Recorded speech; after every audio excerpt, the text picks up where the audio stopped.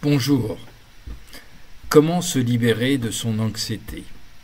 C'est une vaste question et c'est une question qui touche énormément de gens. Alors, dans un premier temps, on va essayer de voir et de différencier la peur d'un côté et l'anxiété de l'autre. Paul Diel le définit très bien dans son livre « La peur et l'angoisse ». Vous pouvez toujours, chez Payot, retrouver ce livre de Paul Diel. Vous avez les origines de la psychologie de la motivation avec ce problème qui est traité à tel point qu'il en a fait un livre. Pour bien différencier la peur et l'anxiété, la peur est un phénomène naturel. Il faut bien que vous compreniez que nos problèmes viennent tout d'abord de difficultés naturelles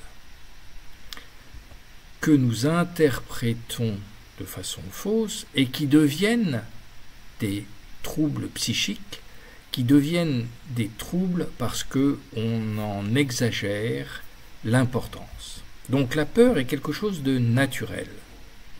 Ne pas avoir peur ne serait pas raisonnable, ne serait pas envisageable. Alors que l'anxiété est une exagération de la peur que nous avons. Déjà, si vous comprenez ça, vous comprenez que l'anxiété est une conséquence de la peur naturelle, une conséquence qui vient de nous. Notre anxiété vient de nous. C'est notre exagération qui provoque cette anxiété, qui amplifie la peur naturelle pour atteindre une anxiété. Donc, la méthode très brutale, entre guillemets, la plus efficace qui est de dire regardez votre anxiété en face et avouez-vous les peurs qui sont rattachées à cette anxiété. En voyant la peur qui est rattachée à cette anxiété, vous allez dégonfler l'exagération que votre vanité, votre coulpe vaniteuse a créée. À partir de ce moment-là, vous allez voir que votre anxiété va diminuer, va fondre, parce que notre première réaction est justement de ne pas regarder, d'essayer de se boucher les yeux face à cette peur. Non, il faut regarder en face la peur que vous avez. En la regardant en face, vous allez pouvoir la combattre, vous allez pouvoir la remettre à sa place et vous allez pouvoir évaluer correctement, objectivement, la part d'exagération que vous aviez mise dessus et celle qui, en tant que telle, puisque c'est quelque chose un problème naturel, que ce problème naturel peut être tout à fait contrôlable et maîtrisable. Vous avez en analogie la peur du vide et le vertige. Le vertige est une peur du vide exagérée. Il y a des gens qui n'ont pas le vertige, qui peuvent passer sur un chemin, et d'autres qui ne peuvent pas passer sur ce même chemin.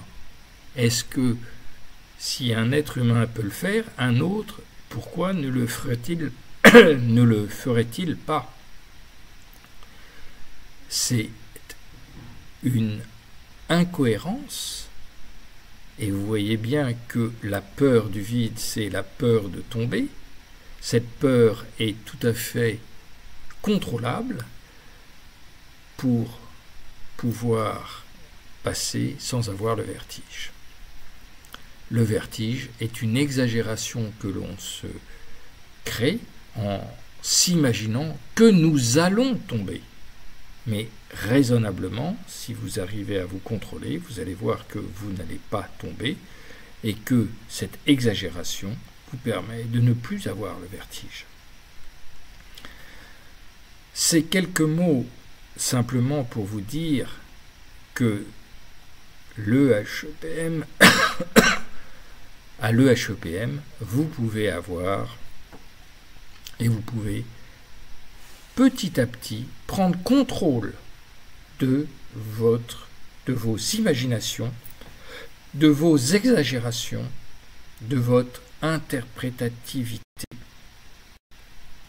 qui vont vous aider à diminuer l'anxiété, les anxiétés différentes que vous avez, le stress, etc., que vous avez au quotidien.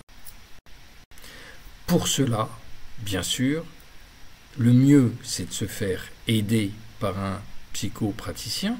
Vous le trouverez sur le site ehepm.com. Vous en avez une quinzaine à votre disposition. Les séances sont courtes, d'une demi-heure, et ça permet de comprendre en vous expliquant ce qui se passe dans votre fonctionnement psychique et qui crée cette exagération. Voilà, je vous remercie et nous sommes à votre disposition.